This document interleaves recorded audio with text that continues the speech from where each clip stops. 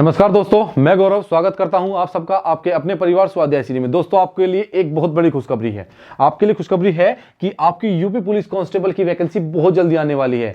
योगी आदित्यनाथ अभी 2-3 दिन पहले आपके कहां गोरखपुर में गए हुए थे और वहां पे एक भाषण में उन्होंने दोबारा से यूपी पुलिस कांस्टेबल के बारे में कहा है कि यूपी में जल्दी ही बहुत बड़ी वैकेंसी आने वाली है और अखबार में भी सब कुछ आ चुका है कि जल्दी ही यूपी में 25,000 प्लस कितने आपके 25,000 प्लस आपके पद आ जाएंगे। तो आपके लिए बहुत सुनहरा मौका है। अब इसकी तैयारी कैसे करें, आपको फोकस किस पे होना चाहिए, इस बात पे हम गौर करेंगे। आज की क्लास इसी पे बेस होगी कि आपको फोकस किस पे करना चाहिए, आपको किस चीज पे फोकस होना चाहिए। देखिए, यूपी पुलिस में कुल 150 क्वेश्चन आएंगे। कितने? 150। 2 नंबर का एक क्वेश्चन होता है तो कितने हो गए आपके 15 दूनी 30, तो कितने हो गए 300 नंबर का पेपर होता है। इससे पहली बार की लिस्ट थी 170 प्लस पे, बस 170 के आसपास आपकी लिस्ट थी। आपको जो टारगेट करना है वो 200 प्लस का आपको टारगेट रखना है। ये नहीं कि आपको 300 लाने हैं, 200 प्लस आपके होने चाहिए, आपका नंबर आ जाएगा।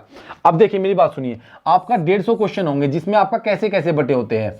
37 क्वेश्चन हिंदी के होते हैं और 37 क्वेश्चन ही लगभग आपके किसके होते हैं, ये आपका हिंदी हो जाता है। क्या आपका हिंदी हो जाता है और ये आपका हो जाता है क्या, आपका जीएस हो जाता है। अगर बात करता हूं मैं आपका कि आपका रीजनिंग के कितने होंगे, तो रीजनिंग के आपके क्वेश्चन होते हैं लगभग 55 से 56 क्वेश्चन तक आपके रीजनिंग के होते हैं। 55 से 55 प्लस क्वेश्चन हिंदी के होते हैं। कितने? 55 प्लस क्वेश्चन रीजनिंग के होते हैं। ठीक है ना, कितने होते हैं? 55 प्लस क्वेश्चन रीजनिंग के होते हैं। अगर मैथ की बात करता हूं तो मैथ के क्वेश्चन होंगे 15 प्लस क्वेश्चन मैथ के होंगे। अब ये कैसे होता है, ये आंकड़ा 19 तक पहुंच जाता है मैथ का, और रीजनिंग का आंकड़ा जो है वो आपका 55 से ऊपर भी हो जाता है, 55 से 1-2 नीचे भी हो जाता है। रीजनिंग का आंकड़ा 19-20, मैथ का 20 भी हो जाता है। कितना? 20 भी हो जाता है मैथ का, और ये 55 भी रह जाता है। तो इसमें कोई दिक्कत नहीं है, कुल 150 नंबर का पेपर होगा। अब ये मत कहना कि ये योग 150 नहीं बैठता, मैं दोबारा बोल रहा हूं, ये आंकड़ा घटता है, थोड़ा बढ़ता है रीजनिंग और मैथ में। तो कितना हो जाता है? 150 तक ये हो जाता है।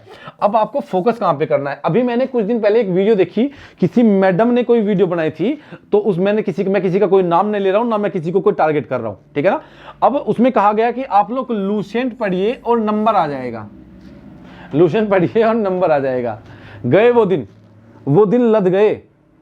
लद गए वो दिन जब लूसेंट पढ़ के नंबर आते थे। ठीक है ना, मैं नहीं कहता कि लूसेंट से कुछ नहीं मिलेगा, नहीं, अच्छी किताब ऐसी नहीं, पढ़ना चाहिए, अच्छी बात है, पढ़िए। लेकिन लद गए वो दिन जब आपके लूसेंट पढ़ के नंबर ले आते थे। 2014 नहीं है ये, ना 2011 है ये, 2021 है ये। कितना? 2021 चला हुआ है। एग्जामिनर भी जानता है कि बच्चों को कहां पे काटना है। एक बार यूपी पुलिस की 25,000 वैकेंसी आई तो फॉर्म कितने भरे जाएंगे? फॉर्म भरे जाएंगे लगभग 25 लाख।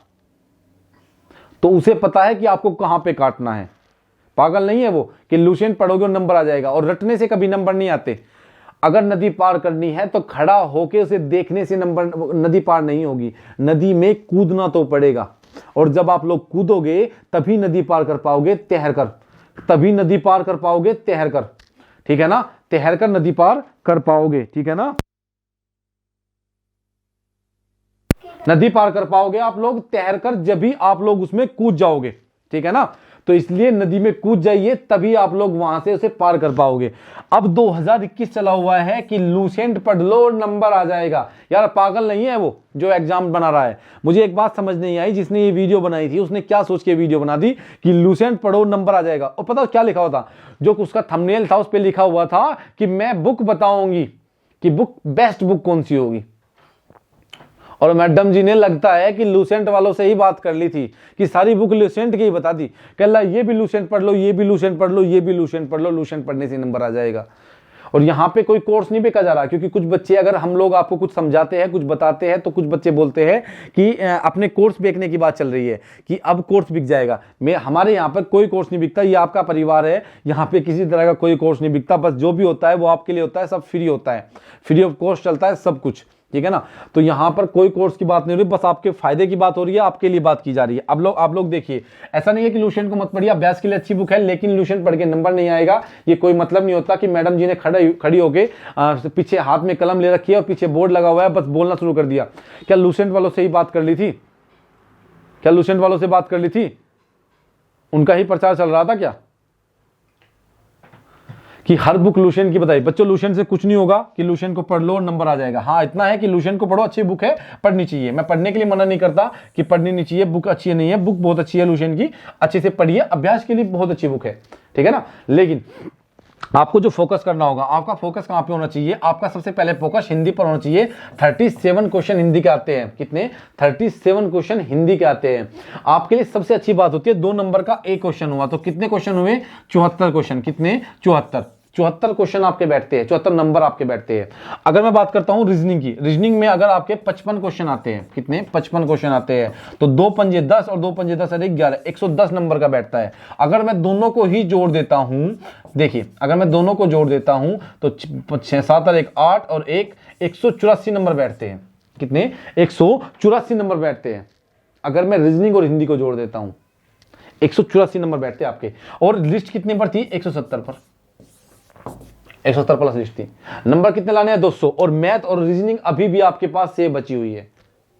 मैं जानता हूं 184 नहीं लाएगा कोई भी, यार 170 तो लेके आओगे, 170 तो लेके आ ही जाओगे, क्योंकि ये जो टॉपिक है वो बहुत आसान है। हिंदी में आप 35 क्वेश्चन आराम से बना सकते हो 37 क्वेश्चन में से। और अगर कोई थोड़ा सा अच्छा सा पढ़ेगा तो 35, और ज्यादा अच्छा पढ़ा तो 37 भी बना सकता है। लेकिन चलो 2 क्वेश्चन हम छोड़ देते हैं, क्योंकि वो कई बार किसी भी अंदर से पूछे, जैसे किसी भी कोई कविता और कविता के अंदर से कोई लाइन उठाई और वो पूछ ली कि किस कवि की है, तो 2 क्वेश्चन छोड़ देते हैं। बचे कितने? 35। और थोड़ी सी मेहनत करेगा, थोड़ी ठीक ठाक सी, तो 32 क्वेश्चन तक वो आराम से मार लेगा। 32 क्वेश्चन कहीं नहीं जाते, ठीक है ना। तो आराम से क्लियर वो कर लेगा। फोकस करिए हिंदी पर बहुत अच्छे से हिंदी पर फोकस करिए। मैं हिंदी पढ़ाता हूं इसलिए नहीं बोल रहा हूं, क्योंकि हिंदी 37 को 74 नंबर की हिंदी आएगी, 74 नंबर की हिंदी आएगी, और आसान भी है सबसे जरूरी। दूसरा नंबर हिंदी। रीजनिंग मैं रीजनिंग नहीं पढ़ाता हूं, लेकिन मैं रीजनिंग पर फोकस करने को बोल रहा हूं, क्योंकि अगर आप लोग रीजनिंग पर फोकस करोगे तो रीजनिंग में 155 क्वेश्चन की आएगी, लगभग 110 नंबर की। 50 तो कहीं नहीं गए यार। 50 अगर मेहनत करोगे 50 क्वेश्चन तो बना लोगे। 50 क्वेश्चन 100 नंबर बैठता है, आधा पेपर सोल्व हो जाता है। अगर आप 50 रीजनिंग में बनाते हो और हिंदी में बनाते हो कितने?